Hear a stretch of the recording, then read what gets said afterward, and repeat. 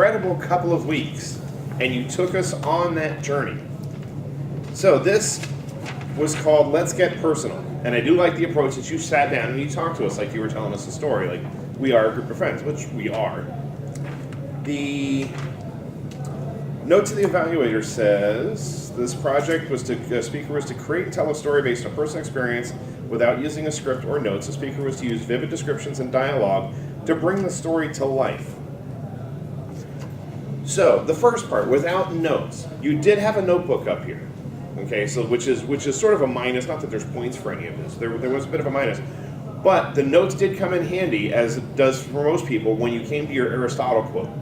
Quotes are really hard to try and remember, to memorize and bring back out unless you really know that quote well. And everybody tends to have that one or two quotes that they'll always remember that they can always pull on, but something new. So using notes for that, not so bad.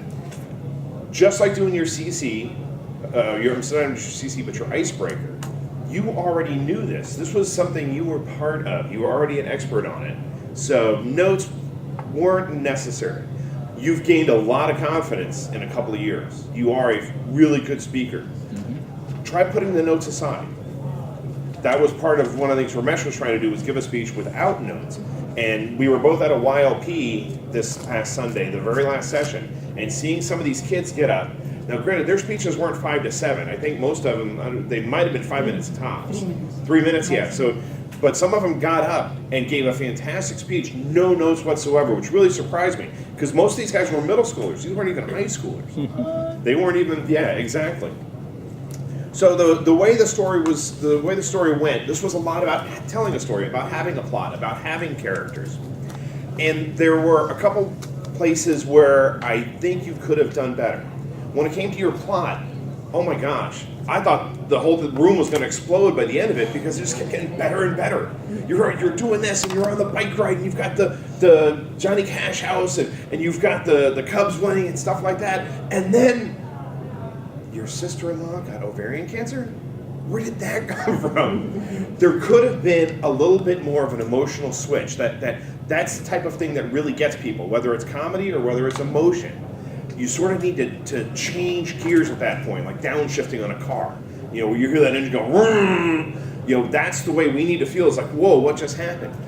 But you are such a positive and happy person. Everything still stayed so upbeat. It was like, hey, she's got ovarian cancer. That's okay. It's like, no, it's not okay. You need to take a moment. Let us be like, whoa, ovarian cancer. Whoa. So take a pause. Let us, maybe change your voice and get a little lower, a little slower. Okay, the same sort of goes with the characters. We were hearing about some of the characters at first, but we never really got into the depth of the characters, who some of the key ones were. Could have heard a little bit more about your husband, a little bit more, especially about your sister with the ovarian cancer. How is she going to deal with it? But the way you sort of tied it in the end, what I got out of the story was, whether related to Toastmasters or not, was you did all this stuff. You had this party, you had your house, you had the Johnny Cash house, stuff like that. And it was a fantastic day, but now a loved one is facing a serious health issue. So in the end, what is really important? What is it everybody's going to remember? It wasn't that you went to the Johnny Cash house. It wasn't that you did the bike bar, or even that the Cubs won after 100 years or something like that. It was the fact that you had all that time together. It was that shared experience, and it's those sort of things that we will take with it. So I did get a moral out of the story. I think the story could have been implemented a little bit better, but I tell you, oh my gosh, your confidence, your exuberance when you speak is just so fantastic. So thank you for sharing the story with us. All right.